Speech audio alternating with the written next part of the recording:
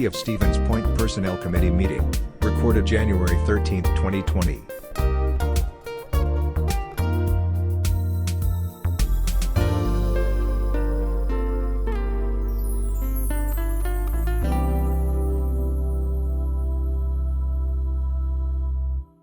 Personnel Committee will come to order at 6 o'clock. Alders Dalton and Nabel are excused. Myself and Alders Zarazua and Dugan are here, which I guess constitutes a quorum. The first agenda item, did you want to speak a bit about it? Yes. So in the cover memo, I kind of explained why we are making changes to this random testing policy at this point. I also want to commend and thank Alder Zarazua. She had contacted me with some edits, potential edits that turned, for the most part, into edits for the policy. So I just want to quickly run through those with you. At the bottom, or on page 4, under number 5, the whole number 5 should have been stricken. She also asked that on that same page, I spell out what MRO stands for, what that acronym is for, even though it comes on the following page. That is the first time in the document that MRO is used. So I spelled out MRO, meaning Medical Review Officer. That's a good idea. Yeah, and that way it's clear, there are no questions. Going to page 15, there's a section in the middle of the paragraph that I did not strike that should have been stricken. So we got that cleaned up. There was also a question about whether or not we could add mention of our employee assistance program, and that falls under the impact on health, work, and personal life. So I added information with regard to our employee assistance program, including the contact information. Good. She had asked if, on page 22, there's a section where if someone, if there's a concern over them being under reasonable suspicion, if we can really stop an employee from driving their vehicle home. The question, or the answer to that is, we can advise them not to. If they choose to do so, we can let them know and then follow up by contacting the authorities. So that's just what we would need to do. And then on page 28 and on page 33, this was a draft policy we had gotten from Cities and Villages Mutual Insurance, our insurance carrier. I neglected to insert City of Stevens Point, so that has been updated. And on page 34, the wrong effects was used, so I corrected that as well. So if anybody has any other questions or concerns, one thing I want to add is Alder Zarazua had asked too about education or information on the impacts on personal life for the use of alcohol and drug abuse. In the past, what we have done is we've provided information to those employees. We also have a monthly newsletter from our employee assistance program that is posted on the employee portal. So they have information on all of those types of things. So the request before you this evening would be to approve or recommend approval of the updated policy. And then once that is done, you will notice towards the back of the policy on page 39, once this is approved by City Council, copies will be distributed to all employees that fall under this policy, and they will be asked to sign the acknowledgement page. That will become part of their personnel file. And then going forward, that will be done for all new hires as well. So the most important thing to understand about this is that it's not so much about our own random drug testing, which of course we have. This has to do with reaching back into the past for employees to be aware of earlier drug tests at earlier times conducted by other employers. Now, depending on how you look at it, this is either a safety issue or a privacy issue, or I suppose it's both. But it's not something that originates here. No. It has to do with a federal mandate Correct. to reach back, as I say, and gain access to test results from earlier on, and then of course, as part of that, the issue of gaining the permission of the employee. Correct. And it's not even just reaching back, Alder. It could also be if one of our employees applied for a different position and had a random or a DOT-related drug or alcohol test and was positive, or if they have another position, a part-time position where they use their CDL, if they were pulled for random testing through that process and had a positive, this way we know. But is there any time frame? In other words, does it say going back a certain period of years? No. Okay. No, and quite honestly, I don't know how far reaching backward it will be. I think it's more of kind of going forward. We don't always know when somebody applies for another position and might be tested. We don't always know employees that have secondary employment, as long as it doesn't interfere with their position with the city. You know, quite honestly, it's not necessarily our business. So if they use their CDL elsewhere and are pulled, we would. So test results then automatically come?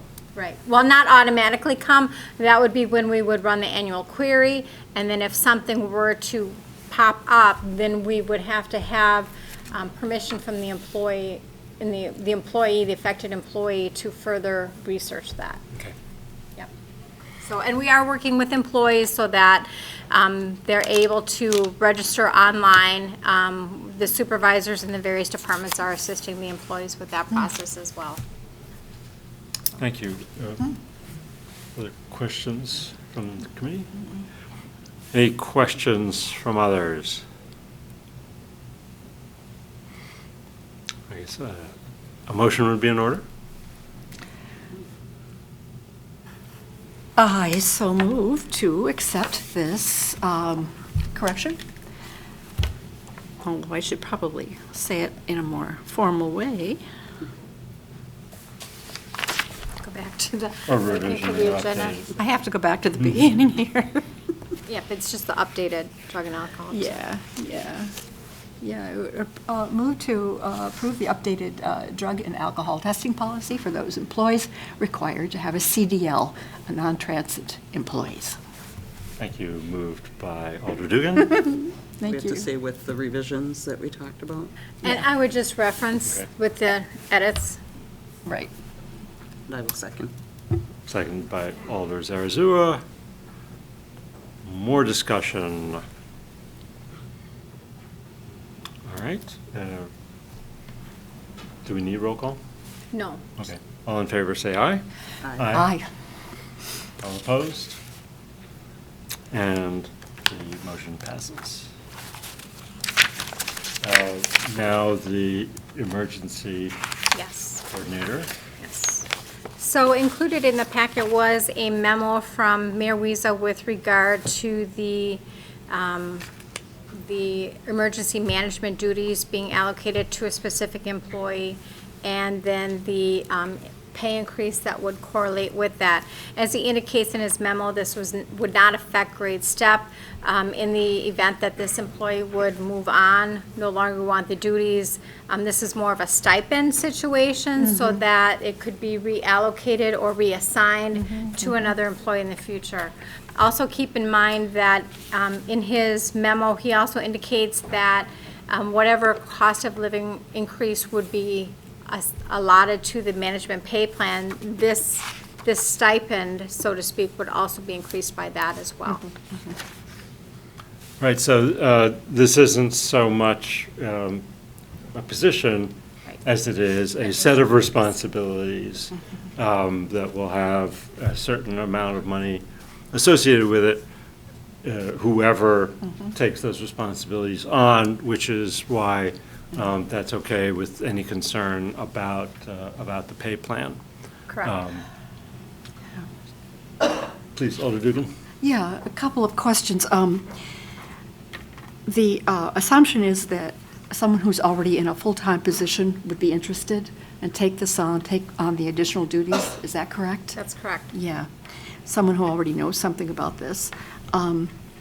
There are a number of administrative and organizational responsibilities here.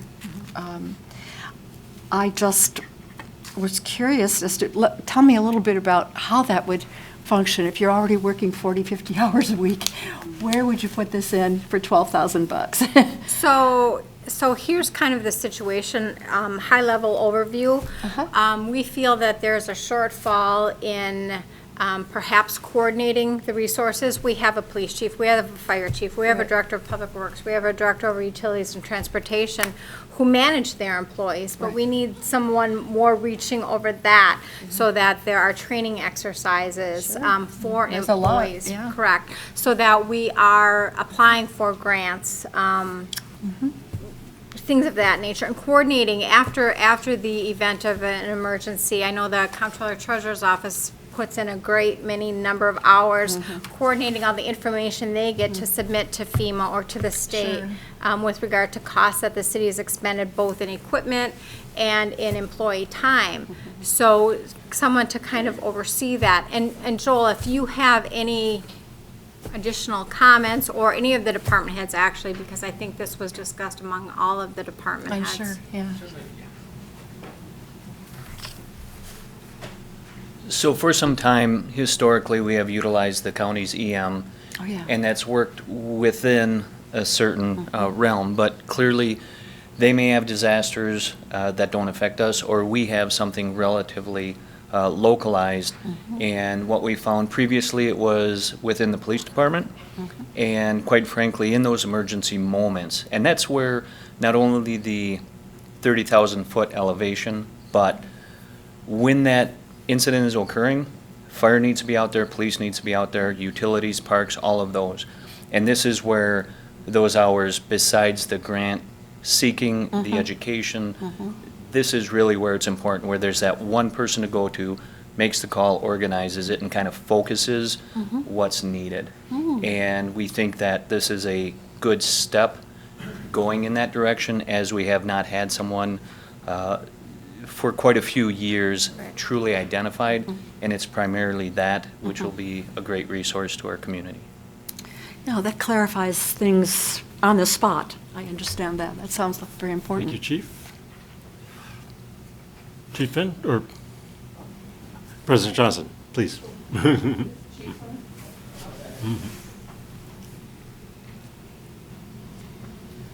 Clearly, I'm not a department head for Stevens Point, but I just want to kind of talk about the origins of this a bit. In 2019, we had two significant events, one in March and then one in July. After the July event, I kind of started asking about, well, let's put it this way, I said it on county board floor and I'll say it here, the really lackluster performance by both the county and the city. And I asked Chief Skiba to dig out the emergency management plan that the city had, and I'm a former emergency management director. So I looked at, and I met with county emergency management, and I was really impressed with their recognition that they need to get up to speed. Of course, we've got new folks in that position, and they're really quite impressed with their capabilities and their approach. And I got the document from the chief, I reviewed it, and then made an appointment and met with the mayor, and it was one of our regular meetings that we have. And I come in and he says, what's on the agenda for today to talk about? And I said, I pulled out the emergency management plan, and he goes, that's interesting, and he reaches over on his desk, he goes, me too. Oh. So we need to do better. Both of those situations, the flood event in March and the catastrophic windstorms in July, those were precursors, those were warnings to us. Yeah. And we had far too many people who didn't know what was going on. We were using Facebook as happening now in Stevens Point, and those folks were getting information out, which was good. I've got a generator, these kind of things. But we needed an official source of information, and that didn't exist. So I've been critical of both the county and the city. This is the result of, and the mayor agreed, and the folks at the county said, yeah, we've got to do better, because we could find ourselves with something so much worse. And it won't be inconvenience, it will mean people's lives. So we need somebody to coordinate all of those department heads, all of those actions. They're going to be busy with their things. An emergency management coordinator or director is really nothing more than a concert master.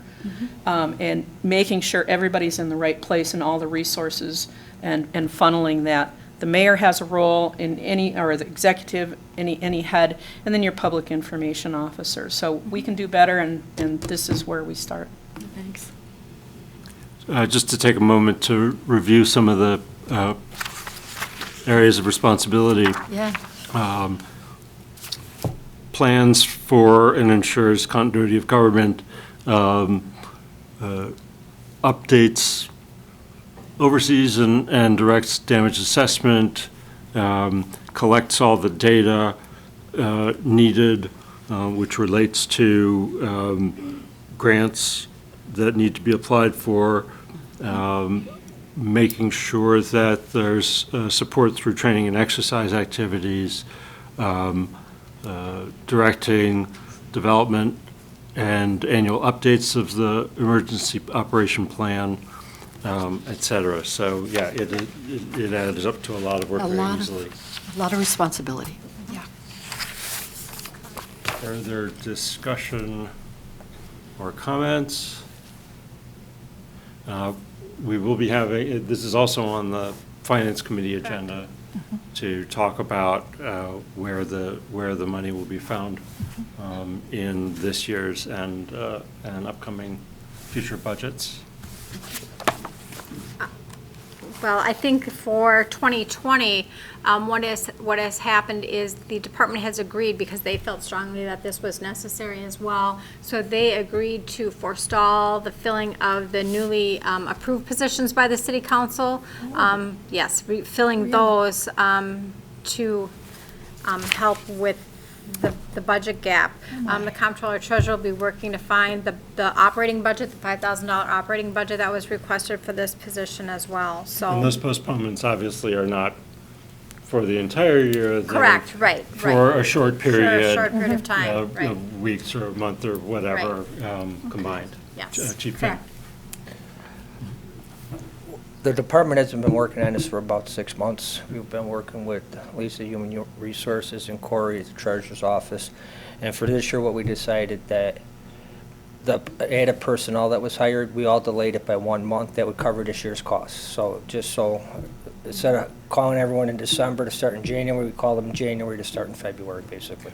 Correct. Thanks for specifying that. And then for the 2021 budget, Corey will be sharpening his pencil. Corey always has his pencil sharp. Coming up. It is what it is. Comptroller Treasurer, do you want to add? Thanks.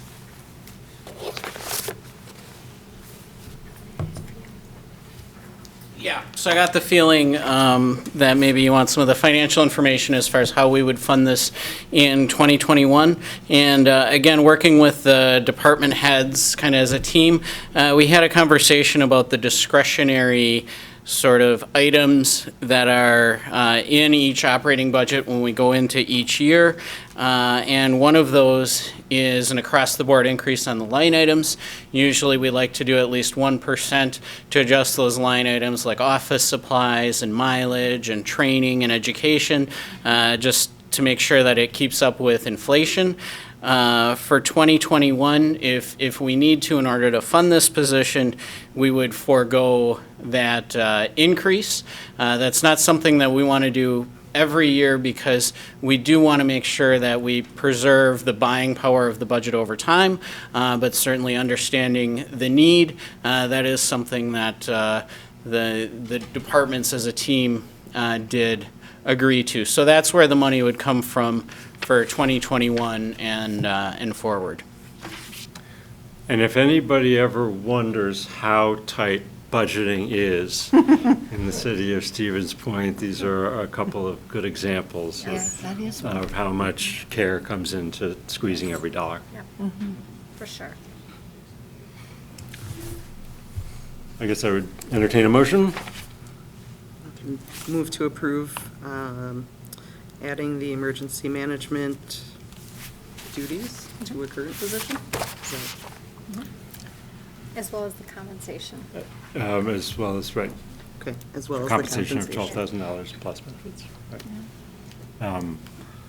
Motion made by Alder Zarazua I'll second. and seconded by Alder Dugan. Any further discussion here? Any further Alder Jennings? Thanks. Tori Jennings, Alder District 1. Just regarding financing, if, yes, we have to worry about every nickel and dime, but one botched emergency incident related to flood, any of these incidents that can happen, we're talking catastrophic financing. So this is well worth the investment. Thank you. Excellent point. Thank you very much. All right. All in favor of the motion signify by saying aye. Aye. All opposed? The motion carries. The agenda is exhausted, and we are adjourned at 6:20.